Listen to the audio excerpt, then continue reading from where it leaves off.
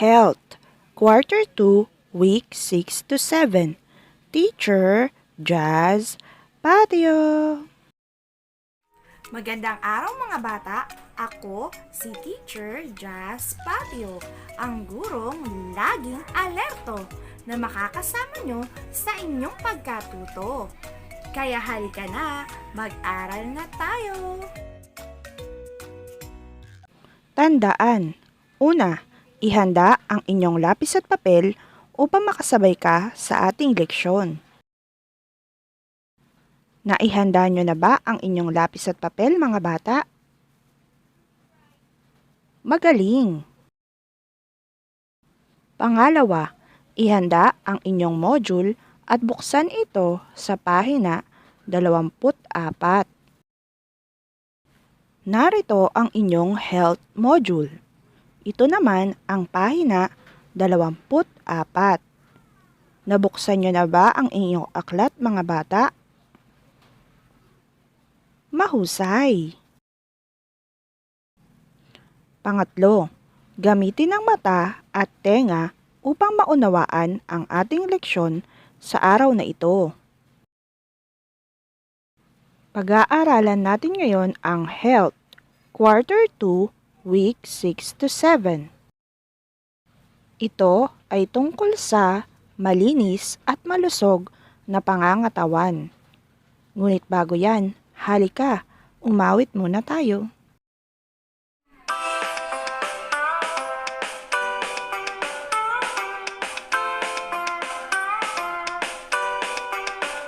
Mga bata, halina't mag-aral tayo upang tayo ay lalo pa matuto, maganda na nga kayo. Halina at mag-aral na tayo.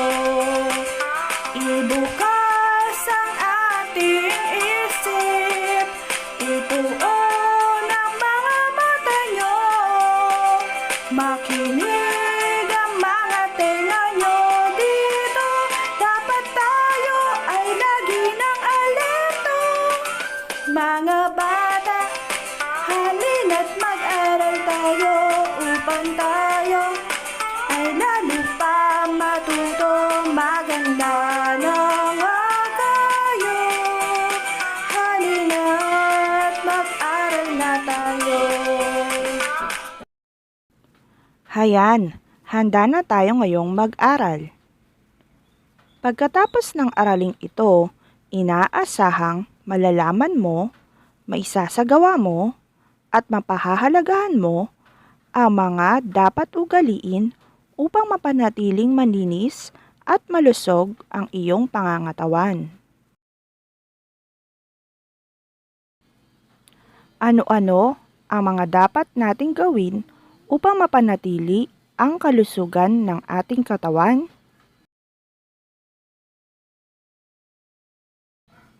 Ang batang katulad mo ay higit na nangangailangan ng masustansyang pagkain at malinis na pangangatawan upang manatiling malusog. Kailangan ang pagsusuot ng malinis at tamang damit upang maging kaaya-aya sa paningin. Gawain sa pagkatuto bilang isa. Iguhit ang masayang mukha sa bawat bilang kung iyong isinasapamuhay ang mga sumusunod na gawi upang maging malinis at kaaya-aya sa paningin. Gawin ito sa iyong kwaderno. Uulitin ko, mga bata. Iguhit ang masayang mukha sa bawat bilang kung iyong isinasapamuhay ang mga sumusunod na gawi upang maging malinis at kaaya-aya sa paningin. Gawin ito sa iyong kwaderno. Unang bilang, pagsusuot ng malinis na uniforme. Masayang mukha o wala? Uulitin ko, mga bata. Unang bilang, pagsusuot ng malinis na uniforme. Masayang mukha o wala? Pangalawang bilang, pagsusuot ng damit panlaro kapag maglalaro. Masayang muka o wala? Uulitin ko mga bata. Pangalawang bilang, pagsusuot ng damit panlaro kapag maglalaro. Masayang muka o wala?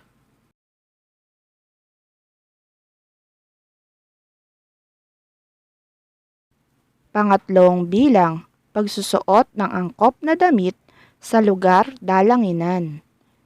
Masayang muka o wala? Uulitin ko mga bata. Pangatlong bilang, pagsusuot ng angkop na damit sa lugar dalanginan. Masayang muka o wala?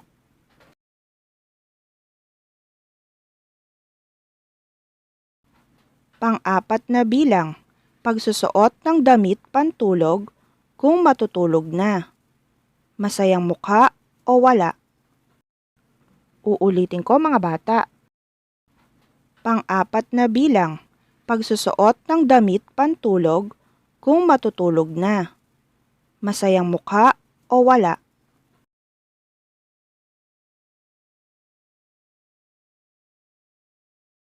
Panlimang bilang, paggamit ng panloob na damit. Masayang mukha o wala? Uulitin ko mga bata. Panlimang bilang, paggamit ng panloob na damit. Masayang mukha o wala?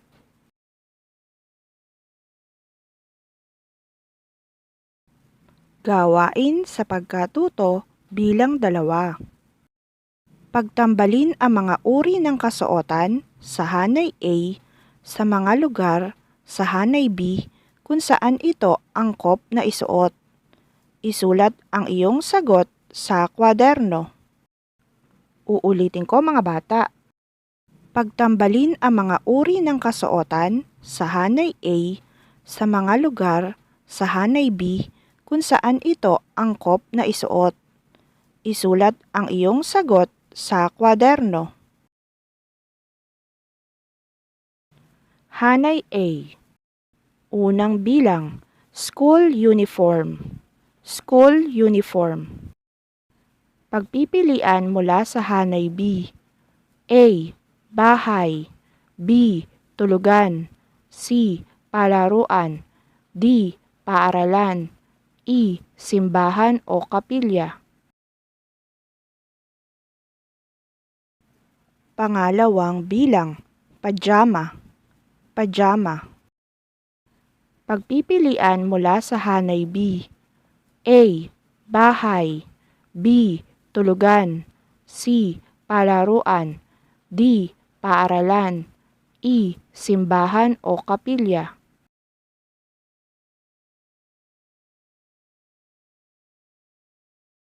Pangatlong bilang, bestida o polo. Bestida o polo. Pagpipilian mula sa hanay B. A. Bahay. B. Tulugan. C. Palaruan. D. Paaralan. E. Simbahan o kapilya.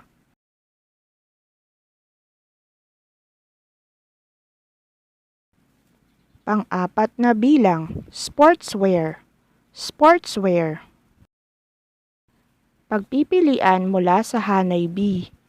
A. Bahay. B. Tulugan. C. Palaruan. D. Paaralan. E. Simbahan o kapilya.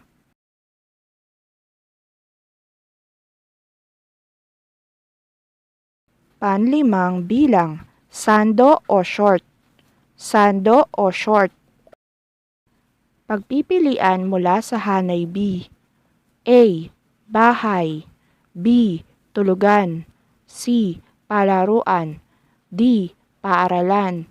E. Simbahan o kapilya. Gawain sa pagkatuto bilang 3.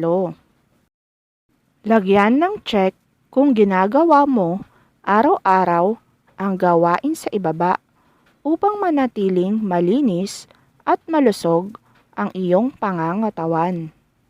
Gawin ito sa iyong kwaderno. Uulitin ko mga bata.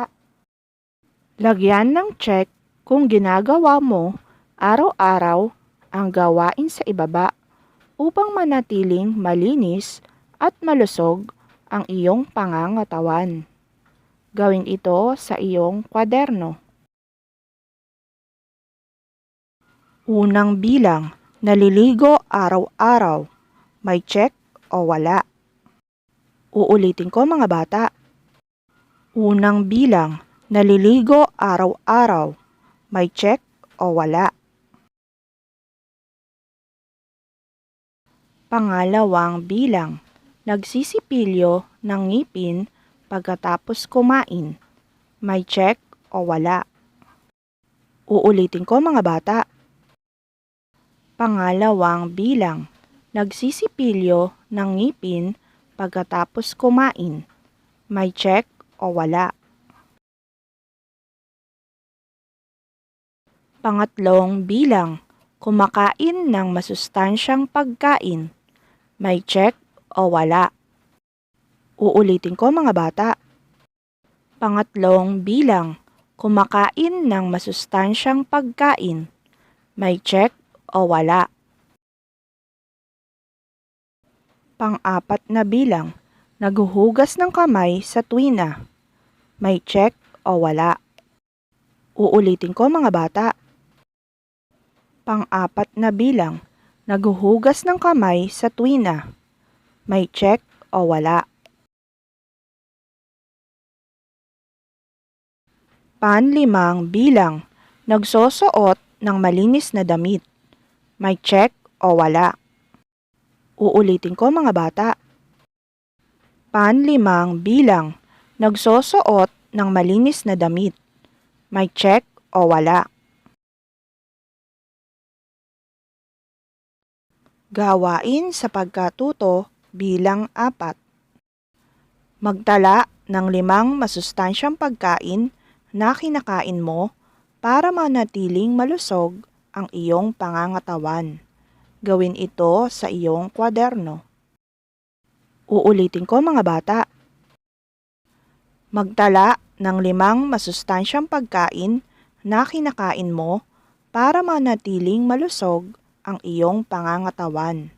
Gawin ito sa iyong kwaderno.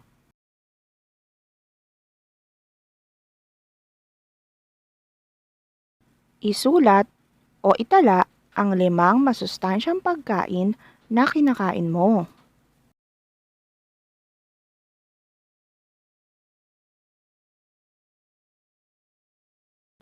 Punan ang mga patlang ng mga angkop na salita upang makabuo ng makabuluhang talata tungkol sa aralin.